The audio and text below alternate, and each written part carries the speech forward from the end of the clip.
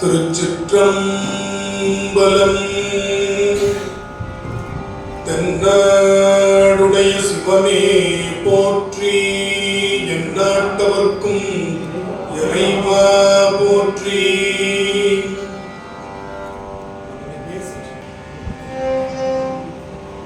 சைவத்தின் மேற்சமயம் வேறு இல்லை,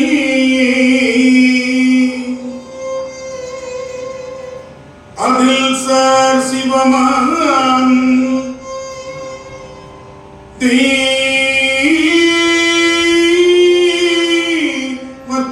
மேல் தெய்வம் இல்லன் நான் மறைச்செம்பொருள் வாய்மை வைத்த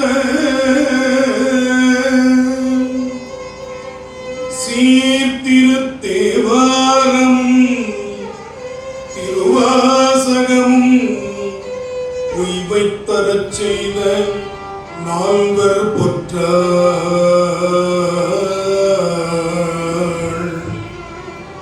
உய்வைத்தரச் செய்த நால்வர் பொற்றாள்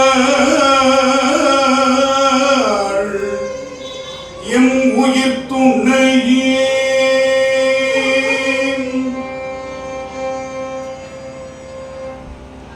உண்ணாமுலை உமையாளோடும் உடனாகிய ஒருவன். உண்ணாமுலை உமையாளோடும் உடனாகிய ஒருவன். உண்ணாமுலை உமையாளோடும் உடனாகிய ஒருவன். பெண்ணாகிய பெருமான்,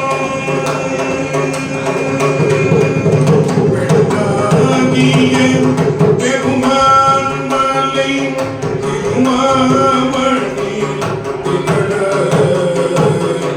பெண்ணாகிய பெருமான் மலை திருமாமணி திகழ.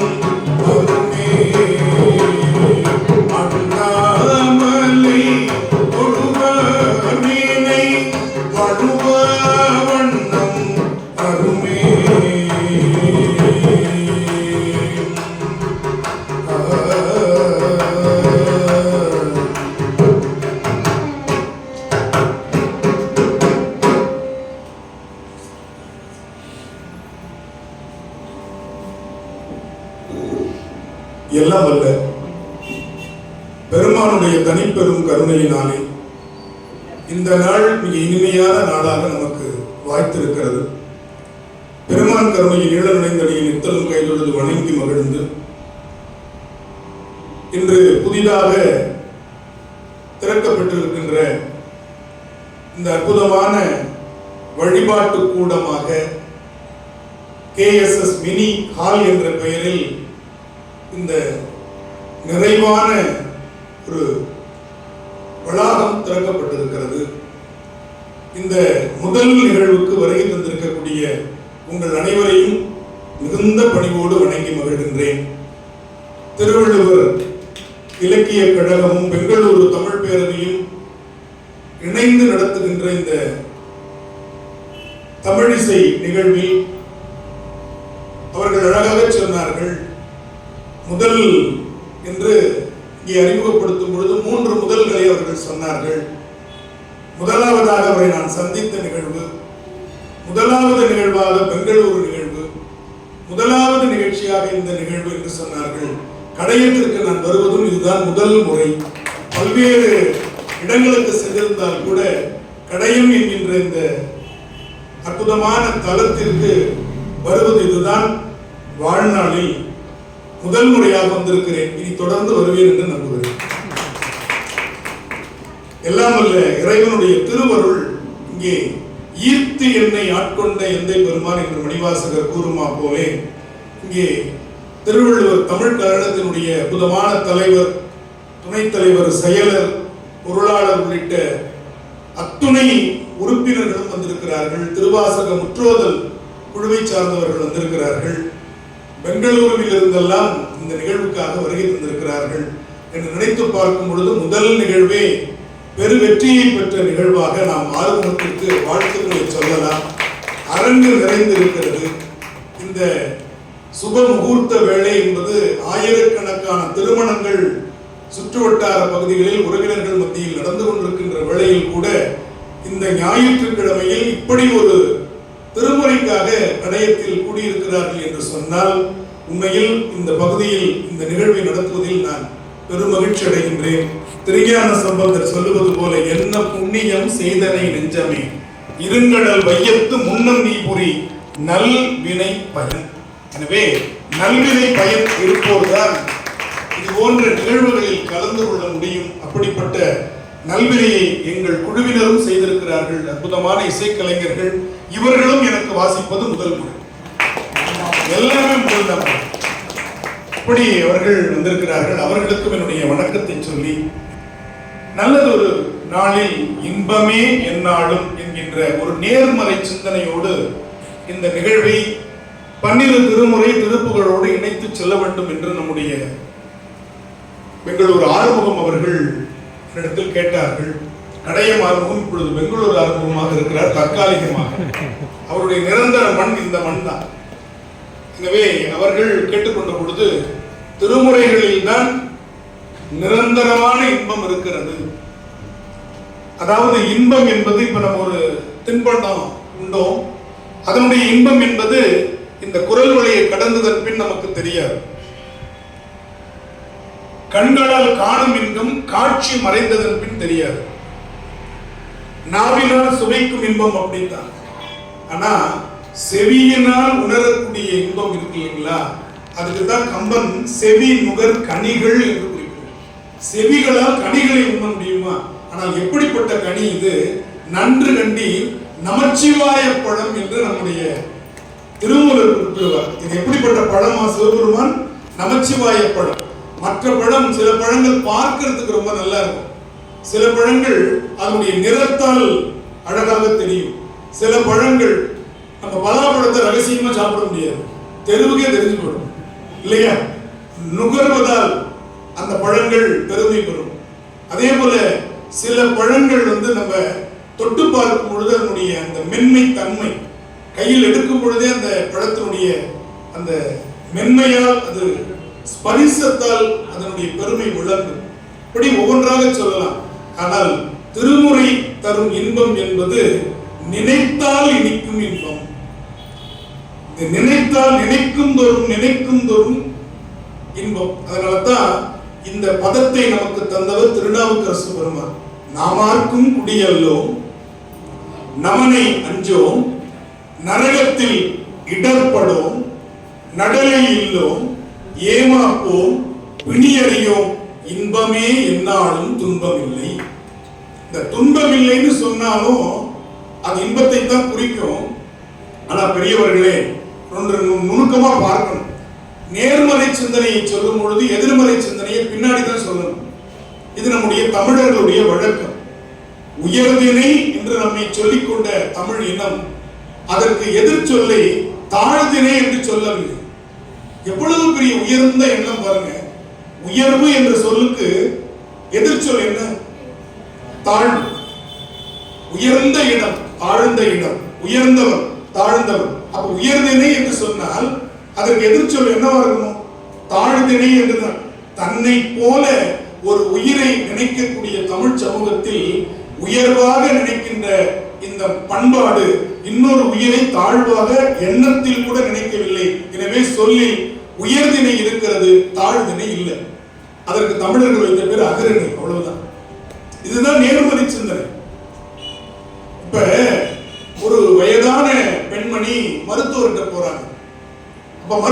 அவங்களை சோதிச்சுட்டு சொன்னார், உங்களுக்கு இந்த குறைபாடு இருக்கிறது, தினமும் நீங்க இந்த மாத்திரையை சாப்பிடணும்னு.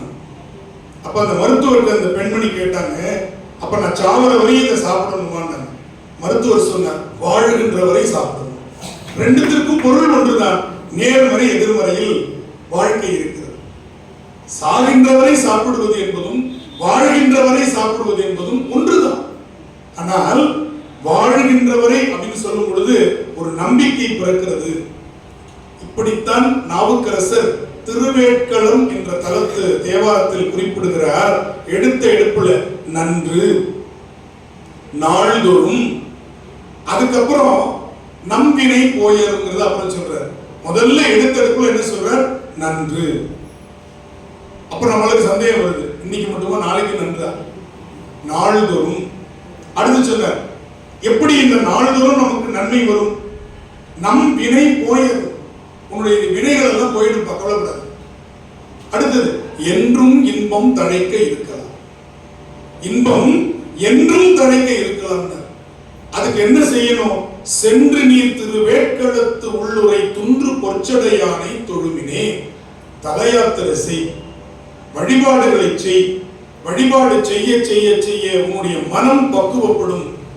இன்பம் எவ்வளவு நமக்கு தேவைப்படுகிறதோ அதே அளவு இந்த சமூகத்தில் துன்பமும் இருக்கு. ஆனால் இன்பத்தை மகிழ்ச்சியாக நுகரும் நாம் துன்பத்தை ஏற்றுக்கொள்வதில்லை. வழிபாடு நமக்கு எதை தருகிறது என்று சொன்னால் துன்பத்தையும் இன்பமாக ஏற்றுக்கொள்கின்ற மனப்பக்குவத்தை தருகிறது. இப்ப இங்க இருக்கிற சின்ன வயசு குழந்தைங்கள்ட்ட காலையில 4 மணிக்கு எந்திரிக்கணும் அப்படின்னு சொல்றோம்னு வச்சுக்கோங்க. இப்ப சிவானியை பார்த்து சொல்றேன், 4 மணிக்கு எந்திரிக்கணுமா காலையில? என்ன 4 மணிக்கா? ஆமா. அப்ப அது துன்பமா தெரியுது. 4 மணிக்கு எந்திரிச்சோம்னா நம்ம இப்ப மேகமலைக்கு ஒரு டூர் போயிட்டு வரலாம் அப்படின்னா 3 மணிக்கு எந்திரிச்சு கிளம்பிடும். அப்ப 70 இல்லை துன்பம், நோக்கத்தில் இருக்கிறது. துன்பமா இன்பமா? அப்ப நாம அந்த துன்பத்தை கூட எப்படி எடுத்துக்கலாம்? மகிழ்ச்சியாக எடுத்துக்கலாம். உங்களுக்கு ஒரு நோய் வந்துச்சா சந்தோஷப்படுங்க. எல்லாருக்கும் என்ன பிடிக்கிற மாதிரி இந்த நோய்க்கு என்ன பிடிச்சிருக்கு? வெறுத்து ஓடிற நோய். சி இப்ப போயா நம்ம வந்தோம் அப்படின்னு நம்ம நோய்க்கு முக்கியத்துவம் கொடுத்து கவலைப்பட்டு அந்த நோய் நம்மகிட்ட தங்குது. அந்த நோயை வரவேற்க என்ன பிடிச்சிருக்கா உனக்கு? எத்தனை நாள் பிடிச்சிருக்கு? பிடிச்சி இருந்துட்டு போ. இது இறைவன் இருக்கிறான், அதை மட்டும் ஞாபகம் வச்சுக்கோ. இது இறைவன் இருக்கிற இடம், நீ கொஞ்சம் கவனமா இருந்து. எனவே இறைவன்கிட்ட போய் நீங்க எனக்கு இதை கொடு, அதை கொடு, அப்படி செய், இப்படி செய் அப்படின்னு வேண்டாதீங்க. கவலைகளை போய் இறைவன்கிட்ட சொல்லாதீங்க. கவலைகள்கிட்ட போய் சொல்லுங்க, எனக்கு வில்வவனநாதர் இருக்கிறார். யார்கிட்ட சொல்லணும்? கவலைகள்கிட்ட சொல்லுங்க, எனக்கு வில்வவனநாதர் இருக்கிறாரு, அதனால எனக்கு கவலை இல்லை. இறைவன்கிட்ட போய் கவலையை சொல்றதை விட கவலைகிட்ட போய் இறைவன் இருக்கிறான்னு சொல்லுங்க. இதைத்தான் நம்முடைய திருமுறை நமக்கு கற்றுக் கொடுக்கிறது. எப்படி அவர்கள் நம்பிக்கையோடு வாழ்ந்தார்கள். நீர்த்தலையில் தூக்கி வச்சாங்க, சுண்ணாம்பு காலவாரி அதுல தூக்கி வச்சாங்க நாவுக்கரசர். உள்ள உட்கார்ந்து அவர் என்ன தெரியுமா பண்ணார்? இந்த மாதிரி அருமையான வயலின் போன்ற கம்பி இசை கருவி வீணை, வீணையில் இருந்து வருகின்ற நாதத்தை போல் இருக்கிறது. வெளியில இருக்கிறவனுக்கு எப்படி இருக்கும்? கேட்டவனுக்கு எப்படி இருக்கும்? அவனுக்கு வெளியில கொதிக்குது, அவனுக்கு சுடுது, அவன் வெப்பமாகறான். ஆனா நாவுக்கரசர் என்ன சொன்னார்? மாசில் வீணையும். அடுத்து சொன்னார், மாலை நேரத்தில் வருகின்ற நிலவு எப்படி இருக்கும்? குளிர்ச்சியா, அது மாதிரி. மேல பார்த்தா சூரியன் சுட்டரிச்சிட்டு இருக்கு. இவர் என்ன சொல்றாரு? மாலை மதியம். வெப்ப காற்று அடிக்குது. இவர் சொன்னார் வீசு தென்றல். வீங்கு இளவேனில் போல, ஸ்பிரிங் சீசன் சொல்றோமே, இளவேனில் மூசு வண்டரை பொய்கையும் போன்றது. வண்டுகள் மொய்க்கக்கூடிய சோலைகள் சூழ்ந்த நம்ம வில்வவனநாதர் எப்படி இருக்கார் பாருங்க. இங்க வேர்க்குது, அங்க போனா குளிருது இல்லையா? அப்படி சுத்தி அப்படி ஒரு சோலை, நடுவுல ஒரு ஜம்முன்னு அவர் மட்டும் ஏசி போட்டு உட்கார்ந்துருக்காரு. நமக்கு இங்க ஏசி போட விட மாட்டேங்கிறார் இல்லையா? அப்ப சொல்றாரு பாருங்க, மூசு வண்டரை பொய்கையும் போன்றதே ஈசன் எந்தை இணையடி நீடலே. திருவடியை நினைத்துக் கொண்டால் நமக்கு வெப்பமான சூழல் கூட இன்பமான சூழலாக மாறும். நாவுக்கரசர் கஷ்டப்படாம சந்தோஷத்தை பாடல, கஷ்டப்பட்டுக்கிட்டு சந்தோஷத்தை பாடினார். அவர் சொன்ன வார்த்தை தான், இன்பமே என்னாலும் துன்பம் இல்லை. எனவே நாம் இன்றைய அற்புதமான இந்த நிகழ்வை நன்று நாள்தோறும் என்கின்ற ஒரு நேர்மறை சிந்தனையோடு தொடங்கலாம்.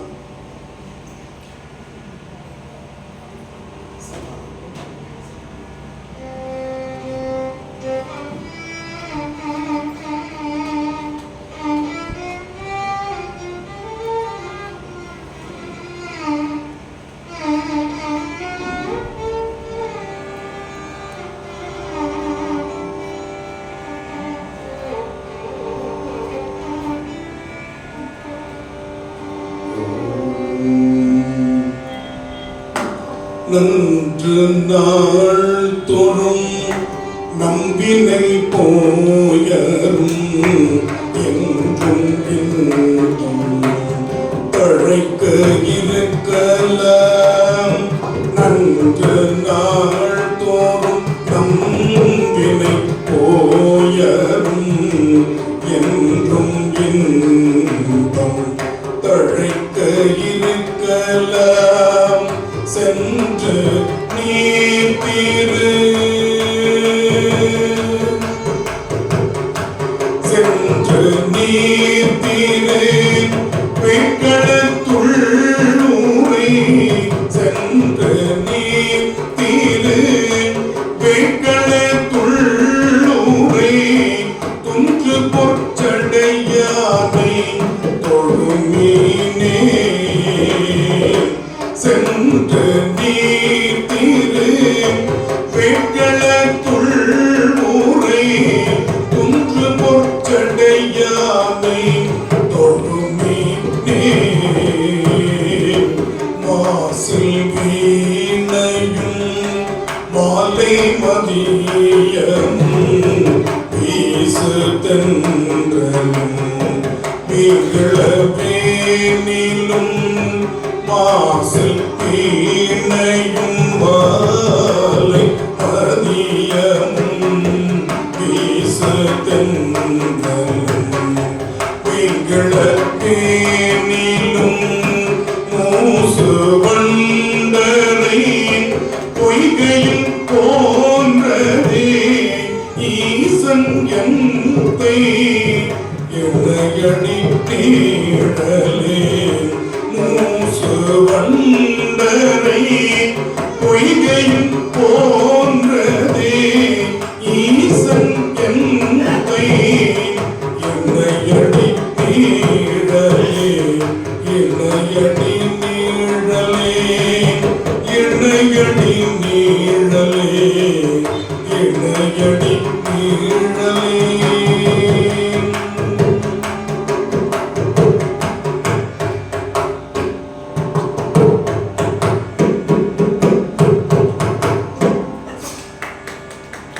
இப்படி ஈசன் என்ற இணையடி நிழலை நாம் மனதால் நினைத்து இப்ப நம்ம வாழ்க்கையில பிறந்தது முதல் முக்தி வரை எப்படி இன்பத்தை நுகரலாம். இப்ப நம்ம இப்படி ஒரு அமைப்பை இந்த நிகழ்ச்சிக்கு நான் அமைத்துக் கொள்கிறேன். இப்ப பிறக்கணும் அப்படின்னா நல்லபடியா நல்ல குழந்தை பிறக்க வேண்டும். நல்ல குழந்தை பிறந்து அது ஆணாக இருக்கலாம் பெண்ணாக இருக்கலாம், அதுல எந்த வேறுபாடும் இல்லை. இறைவன் சிவபெருமானை வணங்குபவர்களாக இருந்தாலும் சரி, திருமால் வழிபாடு செய்பவர்களாக இருந்தாலும் சரி, ஆண் பெண் என்ற பேதம் பார்க்கக்கூடாது. இறைவனே அர்த்தநாரீஸ்வரராக இருக்கிறார் இல்லையா? அதுதான் நம்முடைய சைவம் நமக்கு கற்றுக் கொடுக்கிறது. திருமுறைக்கு இத்தனை பண்களுக்கு அடிப்படை காரணம் அம்மையார் தான், ஆண்கள் இல்லை. பெண்கள் நிறைவா வந்திருக்கிறாங்க ஆண்களை விட. ரொம்ப ஆச்சரியமாகவும் மகிழ்ச்சியா இருக்கு. ஏன்னா திருமுறையை இந்த உலகத்திற்கு அதிகமாக பாடுவதற்கு, பன்முறையோடு பாடுவதற்கு கற்றுக் கொடுத்தவங்க யாரு? காரைக்கால் அம்மையார் என்கின்ற புனிதவதியார் தான். புனிதவதியார் என்கின்ற அம்மையார் இல்லை என்று சொன்னால் திருமுறைகளை இப்படி நாம் பண்ணோடு பாடிக்கொண்டிருக்க முடியாது. திருஞான சம்பந்தருக்கும் அடியெடுத்து கொடுத்தவர். அப்படிப்பட்ட அவர்கள் பாடிய முதல் பண் நட்டபாடை, அதற்கு தமிழ்ல நைவளம். இந்த நைவளம் என்ற பண்ணு முதல்ல பரதநாட்டியத்துக்கு பயன்படுத்தினாங்க. பரதநாட்டியம் பாடுறதுக்கு பயன்படுத்தினாங்க, கம்பீரமா இருக்கு அப்படின்னு சொல்லி. அதனால அது என்னன்னு சொன்னாங்க, நாட்டிய பாஷை அப்படின்னு சொல்லி. நாட்டியத்துக்கு பயன்படுத்துற பாஷை, இசை ஒரு மொழி இல்லையா, அந்த நாட்டியத்திற்கு பயன்படுத்திய பாஷை நாட்டிய பாஷை அப்படின்னு. அப்புறம் தமிழ்ல ஷை வராது இல்லையா தமிழ்ல, அதனால என்ன பண்ணாங்க, நாட்டிய பாடை. ஷை என்பதை டைன்னு மாத்தினாங்க, நாட்டிய பாடை. அது அப்படியே பேச்சு வழக்குல நட்ட பாடை அப்படின்னு வந்துச்சு. அதுக்கப்புறம் அதை கர்நாடக இசையில சொல்லும் பொழுது கம்பீர நாட்டை என்று சொன்னார். நாதஸ்வர கலைஞர்கள் அதை மல்லாரி என்று சொன்னார். ஒவ்வொருத்தருக்கும் ஒரு குழு குறி உண்டு. ஒரே சொல் பல இடங்களில் பல்வேறு பொருள்களில் வழங்கும்.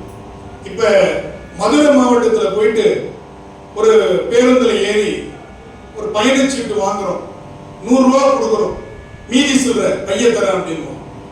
இதே தஞ்சாவூர்ல போய் நம்ம சீட்டு வாங்கும் பொழுது மீதி சில்லற அப்படின்னு கேட்டா பைய கொடு அப்படின்னு இவன் சொன்னான்னு வச்சுக்கோங்க, கண்டக்டர் கடுப்பாயிடும். எந்த நம்ம பைய கேட்கறான், சில்லறை இல்ல அப்படின்னு சொன்னா இந்த மதுரைக்காரங்க போய் பைய கொடுங்க அப்படின்னா அங்க வெட்டு குத்தாயிடும். ஒரே சொல்லுதான். ஞானசம்பந்தர் இதை செய்யறாருங்க அழகா. அவர் சோழ நாட்டில் பிறந்தவர், அவருக்கு பையன்னா என்னன்னு தெரியாது.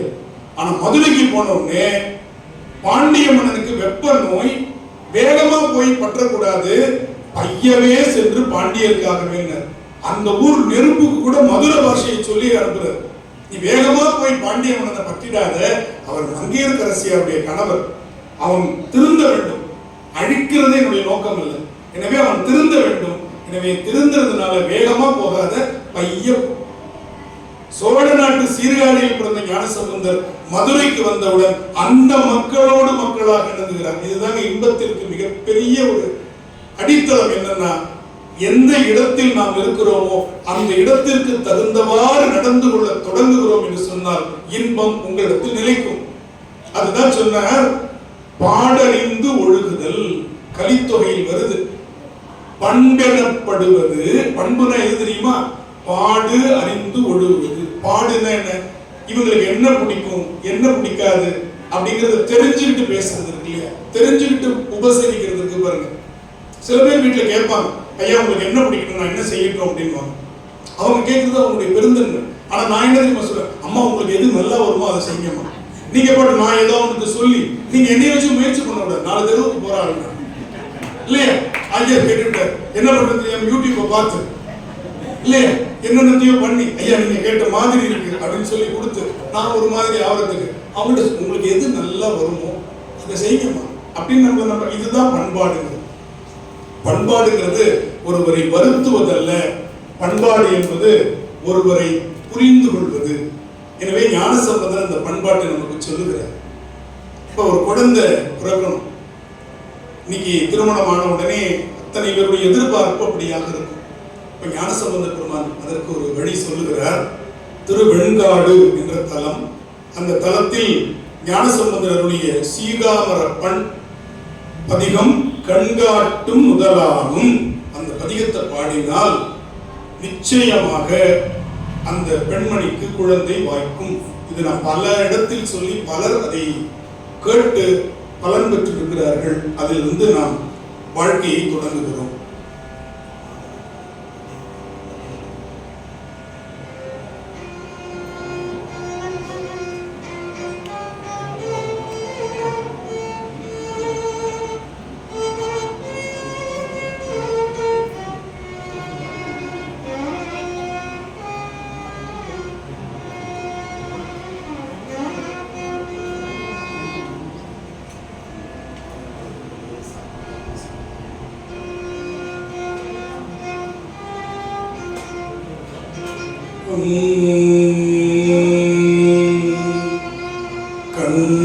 கண்காட்டும் நுதலனும் கண்ணல் காட்டும் கையனும் கண்காட்டும் நுதலனும் கண்ணல் காட்டும் கையனும் கண்காட்டும்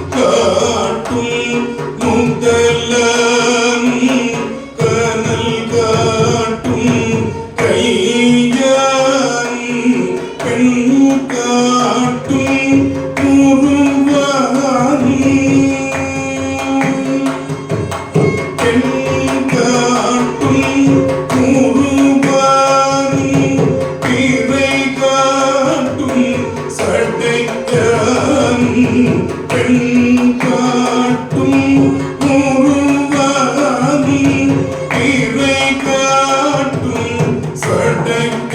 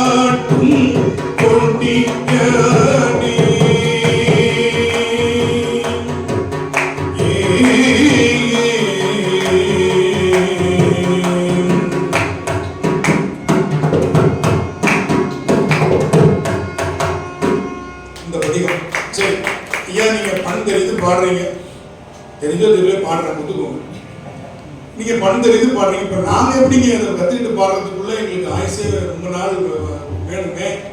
உடனடியா இப்ப நாங்க எப்படி பாடுறது, அதற்கு ஒரு முறை இருக்கு. நான் இன்னைக்கு கூடுமானவரை எளிமையா பாடுகிற முறையும் உங்களுக்கு நான் சொல்லிக் கொடுக்க போறேன். கடையத்தில் இருக்கிறவங்களும் இப்ப இந்த முறையில படிக்கிறத இசையோடு எப்படி படிக்கலாம், ரொம்ப எளிமையா. கண் காட்டு நுதலானும் கனல் காட்டும் கையானும் பெண் காட்டும் உருவானும் பிறை காட்டும் சடையானும் பண் காட்டும் இசையானும் பயிர் காட்டும் முயலானும் பெண் காட்டில் முறைவானும் இடை காட்டும் கொடியானே. இது அதோட எளிமையா இருக்கா? இவ்வளவுதான். இந்த நடை ஞாபகம் வச்சுக்கணும். திரும்ப ஒரு முறை.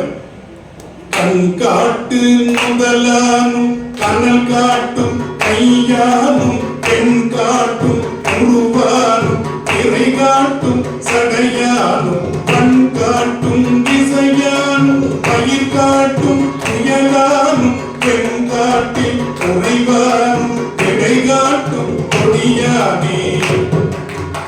அவ்வளவுதான். இப்படி படிச்சா இதுக்கு பேரு பன்முறையோடு பாடுகிற பாராயண முறை. பண்தா இதுவும் சீகாமரம் தான். இதற்கும் முழு பலன் உண்டு. இது பாராயண முறை, படிக்கிற முறை. தமிழை நாம சாதாரண உரைநடையை படிப்பது போல பன்னிசையை படிக்கக்கூடாது. இப்ப தோளுடைய செவியன் இருக்கு, உங்களுக்கு எல்லாருக்கும் தெரிஞ்ச பாடல் தான் தோளுடைய செவியன். இப்ப எல்லாரும் எப்படி பாடுவாங்க? தோளுடைய செவியன் விடையேறிவோ தூவன் மதிசூடி. தோளுடைய செவியன் விடையேறிவோ தூவன் மதிசூடி. தோளுடைய செவியன் இப்படி படிப்பாங்க. இப்படி இது பன்முறை பயிற்சியோட பாடினாதான் வரும். இப்ப இது எப்படி எளிமையா படிக்கிறது? ரொம்ப எளிமை. தக்க தக்கிட்ட அப்படின்னு ஒரு நடை இருக்கு. இவருக்காக சொல்றாரு. என்ன நடை? தக்க தக்கிட்ட. அதுல எத்தனை சொல் வருது, எழுத்து வருது? த க த கிட்ட 5 வருதா? அதுக்கு பேரு கண்ட நடைன்னு பேரு. திருமுறையை கண்ட நடையில படிக்கிறது. இதுல படிக்கணும், கண்ட நடையில படிக்கணும். அது எப்படி வரும்? தக்க தக்கிட்ட தா தக்கிட்ட தும் தக்கிட்ட நம் தக்கிட்ட தக்க தக்கிட்ட தா தக்கிட்ட தும் தக்கிட்ட நம் தக்கிட்ட இப்படி வரும். ஐயா சரியா சொல்றேன்? அப்பப்ப கேட்டுது.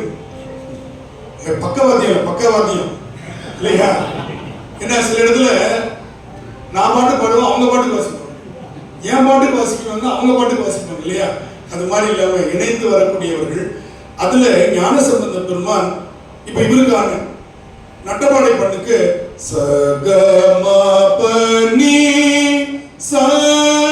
சானி பமகசம் சகமா பனி 5 ஸ்வரம்.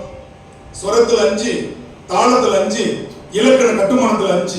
5 5 5. ஏன்னா பெருமானுக்கு எடுத்து 5. வேற எதுல அதனால எடுக்கிறதுக்கு 5 5 5 வைக்கிறது. ஏன்னா முதல்ல சுவாமியினுடைய புறப்பாடு. அப்ப சுவாமி புறப்பாடு எப்படி புறப்பாடு? பஞ்சமூர்த்தி புறப்பாடை போல. பஞ்சமூர்த்தி புறப்பாடு. சுவாமியை ரிஷப வாகனத்தோட பார்த்தவர். தாளத்துல 5, இலக்கணத்துல 5, ஸ்வரத்துல 5. எப்படி பண்ணார்? தோளுடைய செவியன் விடையேறிவோ தூவன் மதிசூடி. தாளுடைய சுடலை கொடி பூசியன் உள்ளம் கவர்கள்வன்.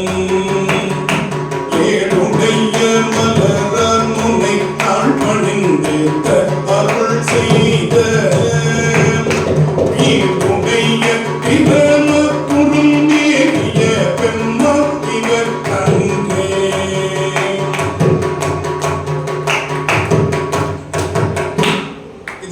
முறை, இது படிக்கிற முறை.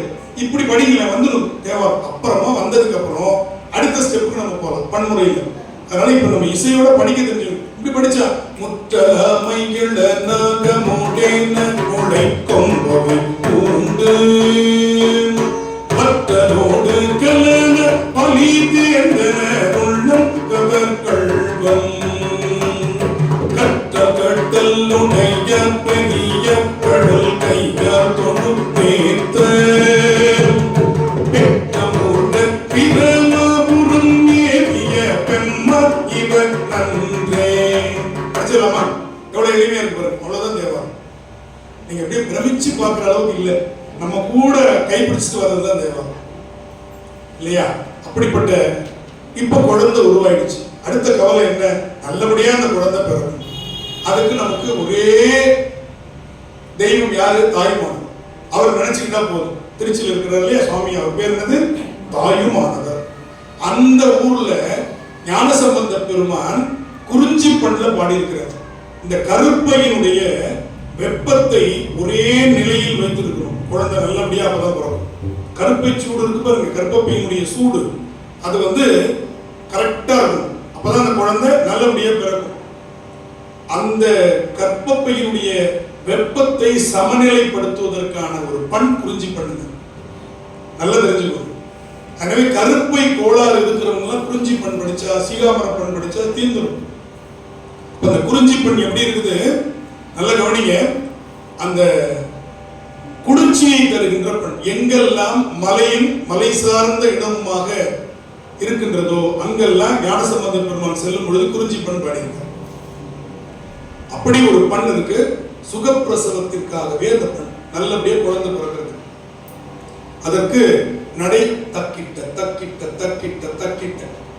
இதற்கு திஸ்ஸரம்னு பேர். என்ன நடை? திஸ்ஸர நடை. பாட்டு கேட்டலாமா? முதல் இதுலயும் பாருங்க, பாசிட்டிவா ஆரம்பிக்கல.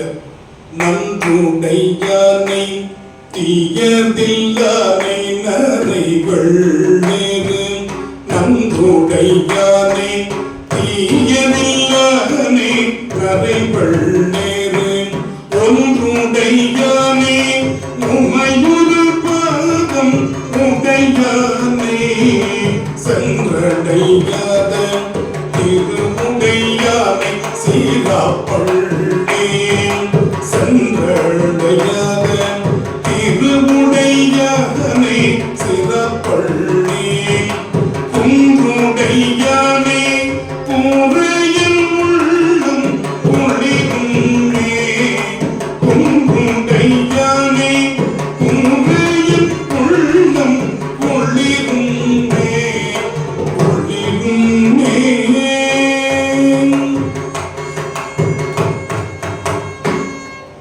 குழந்தை நல்லபடியா பிறந்தாச்சு, அருமையா வளர்கிறது. இந்த வளர்கிற குழந்தைக்கு நிறைய அன்ன ஆகாரங்கள் இதெல்லாம் பழக்குவோம். நல்ல மொழி பயிற்சி அந்த குழந்தைக்கு சொல்லிக் கொடுப்போம். நடை, நல்ல நடை. அப்ப அந்த குழந்தைக்கு தலையிலிருந்து கால் வரை இந்த உடல் நலம் இருக்கணும் அப்படின்னு சொல்லி வேண்டிப்போம். இதற்காக முதல்ல இப்ப நம்ம சஷ்டி கவசம், சண்முக கவசம், இதெல்லாம் ஒவ்வொரு உறுப்பும் நல்லா இருக்கணும்னு சொல்லி வேண்டிக் கொள்வதை நீங்க பார்த்திருப்பீங்க. முதல்ல இந்த கவசம் பாடி கொடுத்தவர் யாருன்னா திருநாவுக்கரசர். மறந்துடக்கூடாது. தலையிலிருந்து கால் வரையும் அதுல முடிக்கும் பொழுது பாண்ண இடம் திருப்பூந்துருத்தி, பாண்ண இடம் திருப்பூந்துருத்தி. ஆனா எதை நினைச்சு தெரியுமா பாடினார்? குற்றாலநாதரை நினைச்சு பாடினார். இப்ப தெரியுதா கடையத்துக்கும் திருநாவுக்கரசருக்கும் திருமுறைக்கு என்ன சம்பந்தம்னு? எங்க இருக்கு? திருப்பூந்துருத்தி திருவையாருக்கு பக்கத்துல இருக்கு. இங்க இருந்து கிட்டத்தட்ட 300-350 கிலோமீட்டர் தாண்டி இல்லையா? திருவையாறு சோழ நாட்டில் இருக்குது. சோழ நாட்டுக்கு அந்த திருவையாருக்கு பக்கத்துல 5வது தலமாக இருப்பது திருப்பூந்துருத்தி. அந்த சப்தஸ்தான தலங்கள். அங்க போய் உழவாரம் செய்யும் பொழுது யாரு நினைப்பு வருது? அவர் சொல்றாரு, இந்த உலகத்துல உயிர் போகும்பொழுது யாரும் கூட வர மாட்டான். மனைவி வாங்க 2 பேர் சேர்ந்து போலான்னு ஷாப்பிங் கூப்பிடுவாங்க. அதுக்கு வாங்க போலாம் சேர்ந்து சொல்லுவாங்களா? இல்ல கணவன் வருவாரா? ஷாப்பிங்கே வர மாட்டேங்குது இல்லையா? கணவன் வர மாட்டான். பிள்ளைகள் வருவாங்களா? பெற்றோர்கள் வருவார்களா? யாரும் வர மாட்டாங்க. ஆனால் குற்றாலத்து இறைவன் உன் கூட வருவான்னு சொல்றார். எனவே அவரை நினைச்சுப்பார். உற்றார் ஆறு உளரோ உயிர் கொண்டு போகும்பொழுது குற்றாலத்து உரை கூத்தன் அல்லால் நமக்கு உற்றார் ஆறு உளரோ. அவன் மட்டும்தான் அவன் கூடவே வருவான். சைவ சித்தாந்தத்துல ஒரு அருமையான கொள்கை உண்டுங்க. எளிமையா, நான் உன்னை சித்தாந்தம் நடத்த போறேன்னு பயந்துட வேண்டாம். சைவ சித்தாந்தத்துல ஒரு கொள்கை உண்டு. என்ன தெரியுமா? இறைவன் நமக்கு 3 விதமா அருள் செய்யறான். ஒன்று ஒன்றாய் நம்ம கூடவே இருந்து, அடுத்தது உடனாய் பக்கத்துல இருந்து, வேறாய் நமக்கு வேறாக இருந்து. இப்ப நாம செய்த வினையை நாம தான் அனுபவிக்கணும். அந்த வினையை நமக்கு கொடுக்கும் பொழுது அவன் வேறாக இருக்கிறான். அடுத்து பாருங்க, அந்த வினையை நம்ம அனுபவிக்க தொடங்கின உடனே கவலைப்படாதப்ப நம்ம கூடவே வரலாம், உடனாய். அடுத்து இன்னொன்னு தாங்க அவனுடைய பரம கருணை. அவன் மிகப்பெரிய கருணாமூர்த்தி. அந்த வினையை நம்மோடு சேர்ந்து அவனும் அனுபவிக்கணும். அவனுக்கு என்ன தலையெழுத்தா? நீங்க கஷ்டப்பட்டீங்கன்னா இறைவன் கஷ்டப்படுவான். எனவே இறைவனை கஷ்டப்படுத்தாதீங்க, நீங்களும் கஷ்டப்படாத. இனிமேல் நாங்கள் இறைவனை கவலை அடைய செய்ய மாட்டோம். எனவே எங்களுக்கு கவலை இல்லை, இன்பமே இல்லை. நமக்குள்ள இருக்கிற இறைவன் பாவம், அவன் எந்த வினையும் செய்யாத நின்மலன், நிமலன், அமலன் அவனுக்கு பேரு.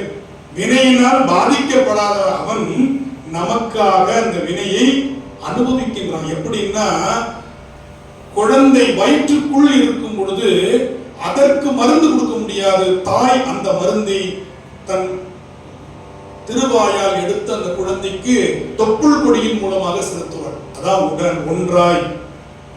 அடுத்து பாருங்க, குழந்தை பிறந்துருச்சு, தாய் பால் ஊட்டுகிறாள். குழந்தைக்கு சளி பிடிச்சிருக்கணும், இவன் ஐஸ்கிரீம் சாப்பிட மாட்டான், ஏன்னா பால் ஊட்டுறதுனால. உடனாய். அடுத்து அந்த குழந்தையை கண்டிக்கும் பொழுது வேறாய். அதுவும் அன்பின் காரணமாக தானே கண்டிக்கிறார். எனவே இறைவன் நமக்கு துன்பத்தை கொடுத்தால் அன்பின் காரணமாக கொடுக்கிறான். இறைவன் நமக்கு துன்பத்தை கொடுக்கிறான்னா என்ன பொருள்? நம்ம மேல பரம கருணையோடு இருக்கிறான்னு நினைச்சுக்கோங்க. அந்த துன்பம் எதற்காக என்று சொன்னால், தங்கம் ஜொலிப்பது போல, அடிவாங்கும் தங்கம் ஜொலிப்பது போல, அடிபடும் கல் சிலையாவது போல. கல்லு உளிக்கு பயந்தால் அது துணி துவைக்கிற கல்லாயிடும். ஆனால் உளியடியை பொறுத்து கொண்டால் சிலையாகி வணங்கத்தக்கதாக மாறும். இறைவன் நம்மை வணங்கத்தக்க ஆத்மாவாக மாற்றுவதற்காக வினைக்கான தண்டனையை கொடுக்கிறார். அவனும் சேர்ந்து அனுபவிக்கிறான். ராத்திரி 12 மணிக்கு சுடுகாடு வழியா போனோம்னா பயமா இருக்கும். கூட யாராவது வந்தா பயம் இருக்குமா? அந்த மாதிரி வினையை அனுபவிக்கணும். இறைவன் கூட இருக்கான்னு வச்சுக்கோங்க, பயம் போயிடும், கவலை போயிடும். ஏன்னா கரண்ட் போனா கவலைப்படுவோம். ஆனா ஒரே ஒரு சிந்தனை, கவலைப்பட மாட்டோம். பக்கத்து வீட்டுல இருக்கான்னு பார்க்கணும், அங்கேயும் அவ்வளவுதான் கவலை போயிடும். இவ்வளவுதாங்க. நாம துன்பத்தினால கவலைப்படுறோம். அடுத்தது நம்மளோட சேர்ந்து இறைவன் கவலைப்படுறோம். அப்போதான் கவலைப்படுறதுக்கு ஒருத்தர் இருக்கான் இல்லையா? எனவே நமக்கு கரண்ட் போச்சு என்ற கவலையை விட பக்கத்துல இருக்கிறவனுக்கு போச்சு இல்லை அப்படின்னும் போது நம்முடைய மனம் ஆறுதல் அடைவதை போல, துன்பம் வரும்போது இறைவனும் அந்த துன்பத்தை நம்மோடு இணைந்து அனுபவிக்கிறார் நினைக்க தொடங்கிட்டார், அந்த கவலை நமக்கு போய்விடும். இதுதான் எளிமையான வாழ்க்கை, இதுதான் எளிமையான முறை. கவலைப்படுவதால் எதையும் சாதிக்க முடியாது.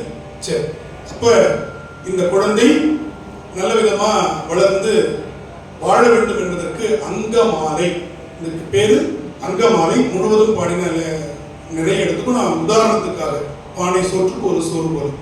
இதனுடைய பண் சாதாரி, ராகம் பந்துவராள். அல்லமா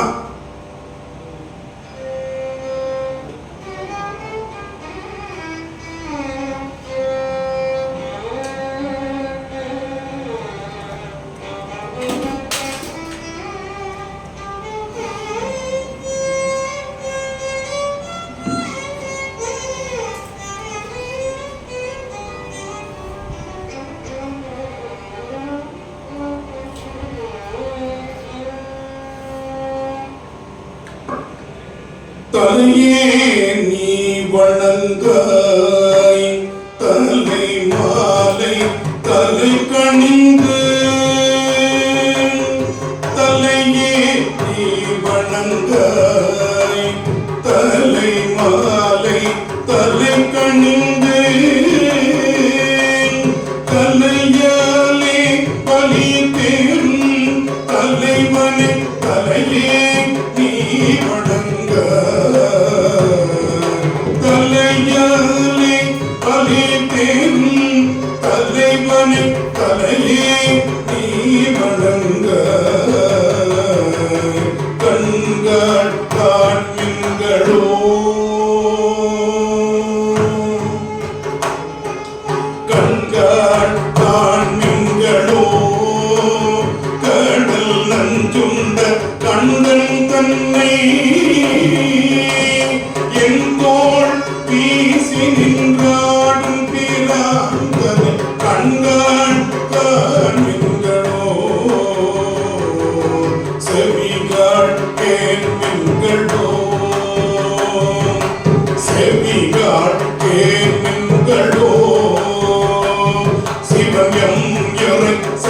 பவள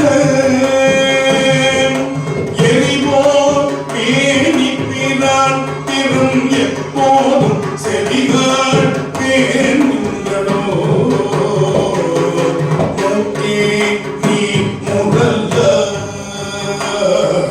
மூக்கே நீ முரல்ல மூது காடுமுறை முக்கண்ணனை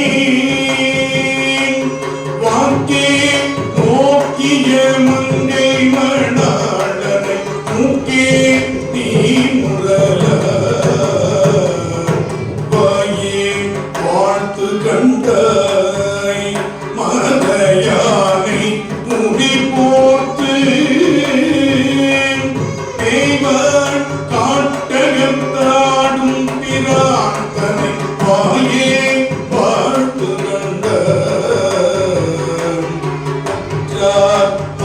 கண்டாருளரோ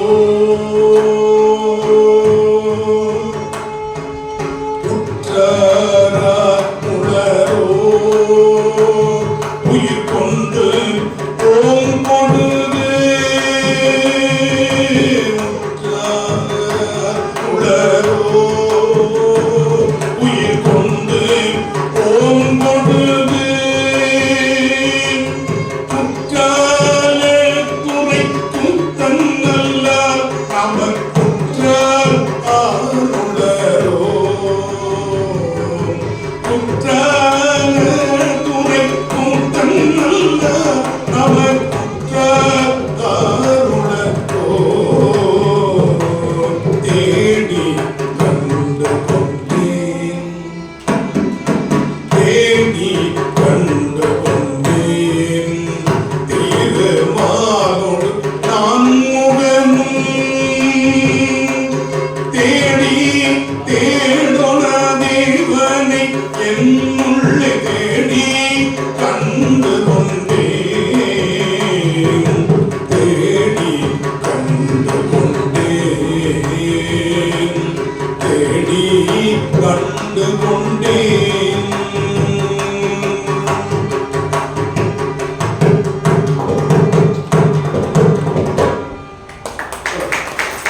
தலையிலிருந்து 5 புலன்கள். அப்புறம் நம்ம அந்த பாட்டை முடிச்சு கை கால் தனித்தனியா பாடிருக்க நெஞ்சு ஆக்கை எல்லாம் பாடிருக்க. எப்படி நமக்கு நாவுக்கரசு இப்ப இந்த குழந்தை நல்லபடியா வளருது, இப்ப நல்ல படிக்க வைக்கணும், அதற்கு நமக்கு பணம் தேவை இல்லையா? காசு வேணுமா இல்லையா? காசு வேணும் கண்டிப்பா. அந்த காசு வேணும், அதுவும் நல்ல திருக்குறள்ல சொல்றது மாதிரி திறன் அறிந்து தீதின்றி வந்த பொருள். அதுதான் இன்பத்தையும் அறத்தையும் கொடுக்கும். அரண் ஈனும் இன்பமும் ஈனும் திறனறிந்து தீதின்றி வந்த பொருள். அடிச்சு கொடுக்கிறது ஊழல் செய்த பணம் இதெல்லாம் நமக்கு இன்பத்தை கொடுக்காது. இன்பம் மாறி தெரியும், கொண்டு போய் வச்சிருந்தோம் உள்ள இல்லையா? பார்க்கிறோம், நிதர்சனமான உண்மைகளை பார்த்து கொண்டிருக்கிறோம்.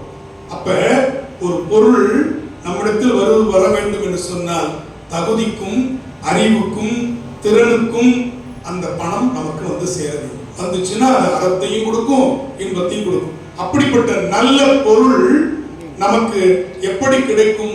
அதற்கு ஞானசம்பந்த பெருமான் ஒரு அற்புதமான பாடலை நமக்கு சொல்லி கொடுத்திருக்கார். 2 பாடல் இருக்கு. திரு ஆவடுதுறை அப்படிங்கிற தலத்திற்கு ஞானசம்பந்தர் வருகிறார். அப்படி வரும் பொழுது அவருடைய தந்தையார் சிவபாத இருதயர், தந்தையார் சிவபாத இருதயர் வந்து ஞானசம்பந்தரை சந்திக்கிறார். உலக நன்மைக்காக நான் ஒரு வேள்வி செய்ய இருக்கிறேன், எனவே அந்த வேள்விக்கு எனக்கு பொருள் தேவைப்படுது, வேள்விக்கு எனக்கு பொருள் தேவைப்படுகிறது, பெருமான்கிட்ட கேட்டு வாங்கி கொடு. அப்பா பிள்ளைகிட்ட தானே கேட்க முடியும். அப்ப இவர் என்ன பண்ணார்? தான் அப்பாட்ட போய் கேட்கிறார். ஏன்னா உடம்புக்கு அப்பா இவரு, உயிருக்கு அப்பா யாரு? அம்மையப்பர் தானே. எனவே அப்பா பிள்ளைகிட்ட கேட்கிறார், புள்ள அப்பாட்ட கேட்கிறார். இப்படி ஒரு காம்பினேஷன் பாருங்க. எப்படி கேட்குது தெரியுமா? அடம் பிடிச்சி கோவிலுக்கு வெளியில் நின்றுச்சு குழந்தை, பலிபீடம் இருக்கும் பார்த்தீங்களா, அங்கே நின்றுச்சு. நம்ம மற்ற கோவில் மாதிரி இருக்க திருவாவடுதுறை பலிபீடத்திலிருந்து சுவாமி 1/2 கிலோமீட்டர், அவ்வளவு நீளமான கோவில். அங்க நின்றுட்டு கேட்குது, நீ எனக்கு பொருள் கொடுத்தால் நான் உள்ள வருவேன், வரலாம் வர மாட்டேன்.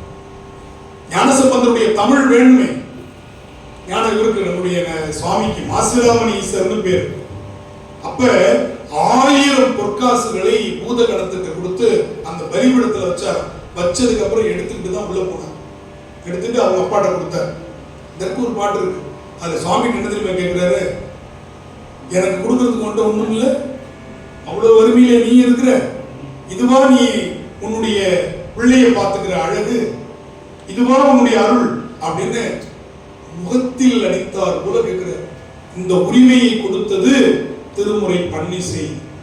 இது சைவத்தை தவிர வேற எங்கேயும் பார்க்க முடியாது. சாமிகிட்ட போய் கேட்கிற, இதை விட இன்னொன்னு சொன்னா நீங்க அதிர்ச்சி அடைவீங்க. நம்பி ஆரூரர் ஒருத்தர், அவருக்கு பேரு வன் தொண்டர், அடாவடி.